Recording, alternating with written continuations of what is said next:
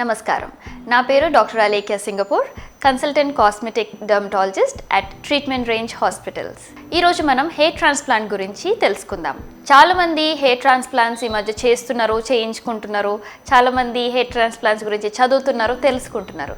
So ఈ hair transplant అనేది ఏంటి, ఎలా చేస్తారు, దీనికి ప్రీ కేర్, పోస్ట్ కేర్ ఉంటుందా అన్న విషయాల గురించి మనం ఈరోజు తెలుసుకుందాం. సో ఫస్ట్ మనం హెయిర్ ట్రాన్స్ప్లాంట్ పేషెంట్ సెలెక్షన్ ఎలా చేస్తాము అంటే గ్రేడ్ 3 ఆర్ గ్రేడ్ 4 తర్వాత నుండి ఉన్న గ్రేడ్స్ అన్నిటి బాల్డ్నెస్ని కూడా మనము హెయిర్ ట్రాన్స్ప్లాంట్ చేయొచ్చు.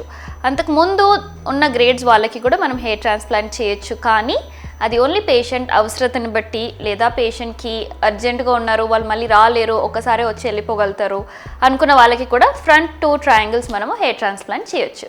మోస్ట్లీ గ్రేడ్ 4 నుంచి ముందు నుంచి బట్టతల రావడము స్టార్ట్ అవ్వడము, ఒక 2-3 ఫింగర్స్ వరకు కూడా బట్టతల స్టార్ట్ అయినక్కడ వెనక వరకు కూడా బట్టతల ఉన్న వాళ్ళకి కూడా మనం హెయిర్ ట్రాన్స్ప్లాంట్ చేస్తే రిజల్ట్స్ చాలా బాగా ఉంటుంది. సో పేషెంట్ సెలెక్షన్ అనేది ఇది, గ్రేడ్ 4 నుంచి అబవ్ వాళ్ళకి హెయిర్ ట్రాన్స్ప్లాంట్ చేస్తాము.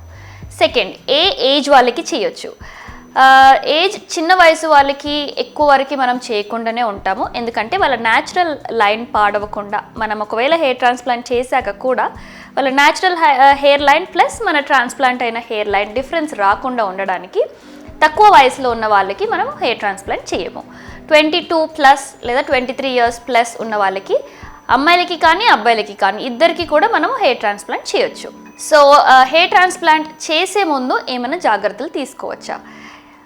ఫస్ట్ మీరు హాస్పిటల్కి వచ్చినప్పుడు మీ హెయిర్ లైన్ని హెయిర్ స్కానింగ్ చేస్తాము, ట్రైకో అనాలిసిస్ అని అంటాము దాన్ని.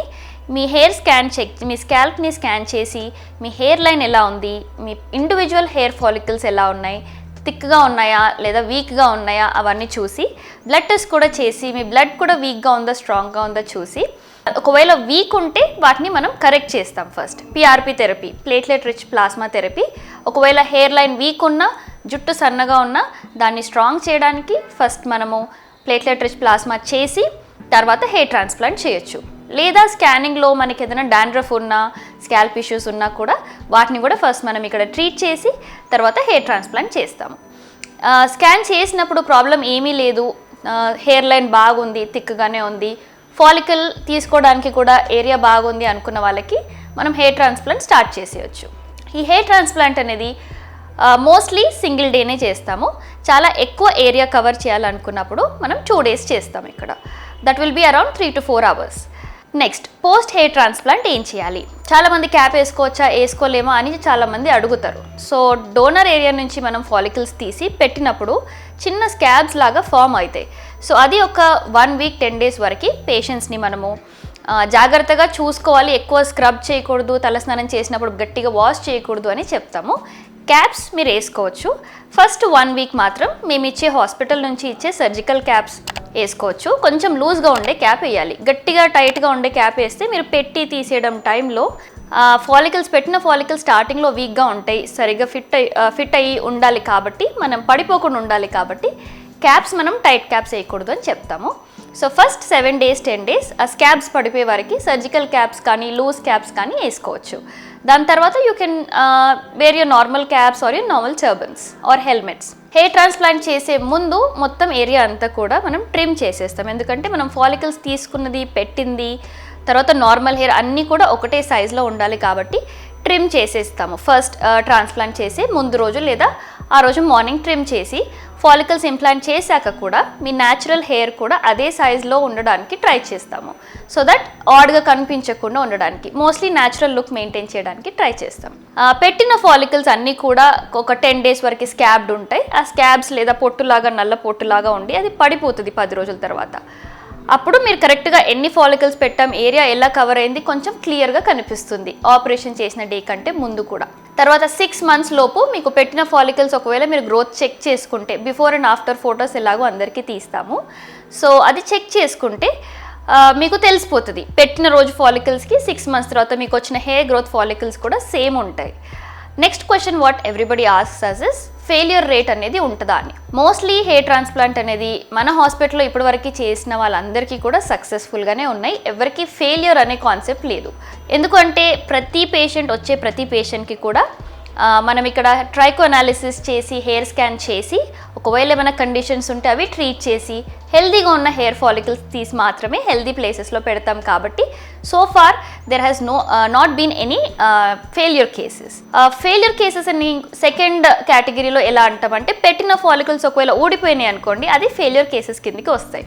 అలా పెట్టిన ఫాలికల్స్ ఊడిపోకుండా ఫస్ట్ 5-10 డేస్ ఇందాక నేను చెప్పినట్టు లూజ్ క్యాప్స్ వేసుకోవడము, ఎక్కువ రబ్ చేయడము, లేకపోతే ఎక్స్ఫోల్ చేసే షాంపూస్ యూస్ చేయడము లాంటివి చేయకుండా మీరు కొంచెం జాగ్రత్తలు ఫస్ట్ 1 వీక్ తీసుకోగలిగితే పెట్టిన హెయిర్ ఫాలికల్స్ అన్నీ కూడా రీటైన్ అవుతాయి. అండ్ తర్వాత మనం ఏమైనా మెడిసిన్స్ వాడాలా, టాబ్లెట్స్ వాడాలా, మెయింటైన్ చేసుకోవాలా అని కూడా చాలామంది అడుగుతారు. సో మనం ఇక్కడ హాస్పిటల్లో చేసిన పేషెంట్స్కి సక్సెస్ రేట్ ఉండాలి కాబట్టి నేను టాబ్లెట్స్ ఇంకా లోషన్స్ కూడా హెయిర్ ట్రాన్స్ప్లాంట్ అయిన తర్వాత కూడా ఇస్తాము. ఎందుకంటే పెట్టుకున్న హెయిర్ కూడా వీక్ అవ్వకుండా స్ట్రాంగ్గా ఉండాలి. మీ ఫాలికల్స్ డ్యామేజ్ అవ్వవు, కానీ మన బ్లడ్లో ఉన్న వైటమిన్స్ తగ్గిపోకుండా లేదా స్కాల్ప్ మీరు బయట లైఫ్ స్టైల్ని బట్టి డ్రైవింగ్ చేసినప్పుడు పొల్యూషన్ వల్ల కానీ లేకపోతే డాండ్రఫ్ రావడం కానీ అలాంటివి జరిగినప్పుడు పెట్టిన ఫాలికల్స్ కొంచెం సెన్సిటివ్ ఉంటాయి కాబట్టి వాటికి ప్రాబ్లం లేకుండా post hair transplant hair care ఇస్తాం. మోస్ట్లీ అవి న్యూట్రిషనల్ సప్లిమెంట్సే ఉంటాయి. Vitamin D, vitamin B12, vitamin B7, biotin ఇలాంటి న్యూట్రిషనల్ సప్లిమెంట్స్ ఇస్తాము. పెట్టుకోవడానికి కూడా పెప్టైడ్ లోషన్స్ అంటే ప్రోటీన్ రిచ్ సొల్యూషన్స్. మనం వీక్గా ఉన్నప్పుడు ప్రోటీన్ సప్లిమెంట్స్ ఎలా తీసుకుంటామో జుట్టు కూడా పెట్టిన కొత్తలో వీక్గా ఉంటుంది కాబట్టి ప్రోటీన్ సప్లిమెంట్స్, ప్రోటీన్ లోషన్స్ ఇస్తాను. పెట్టినప్పుడు ఆ జుట్టు స్ట్రాంగ్గా ఉంటుంది. సో ఈ విధంగా pre care, surgical care, post care తీసుకోవడం వల్ల మోస్ట్లీ ఇక్కడ చేసిన హెయిర్ ట్రాన్స్ప్లాంట్స్ అన్నీ కూడా మనకి సక్సెస్ రేట్లోనే ఉన్నాయి. సో హెయిర్ ట్రాన్స్ప్లాంట్ చేసుకునేటప్పుడు మీరు వచ్చి ఫస్ట్ ట్రైకో అనాలిసిస్ చేయించుకొని స్కాన్ చేసినప్పుడు మీకు హెయిర్ ట్రాన్స్ప్లాంట్ సెట్ అవుతుందా, ఒకవేళ అవ్వకపోయినా కూడా నెక్స్ట్ మనం ఏం చేయగలుగుతాము అనేటివి మనం ఇక్కడ కన్సల్టేషన్ చేసినప్పుడు తెలుస్తుంది.